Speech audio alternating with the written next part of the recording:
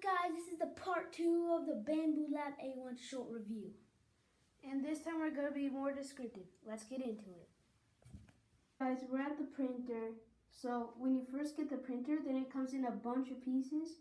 So it took us like a day to assemble it. But after you assemble it, like the nozzle on the frame and also like all the screws and stuff, then it doesn't come fully apart, but there's like some things that come apart. So when you print a build like this, and then when you try to take it off, you could just snap it off. But if that doesn't work and it's too stuck, then take this thing off and then bend it a little bit, but be careful because it's hot, and also you don't want to touch it too much.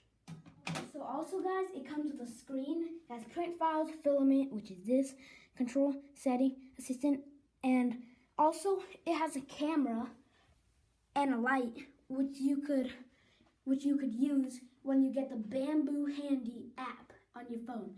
So with the app, you can download other people's builds or files of prints. You print it, and it's all good. Or if you get another software, you could design your own print to custom. Then the filament, it goes through these tubes into this nozzle, and then it melts the filament, and then it dispenses the filament to print things. And also it prints stuff in layers, so it's not smooth plastic.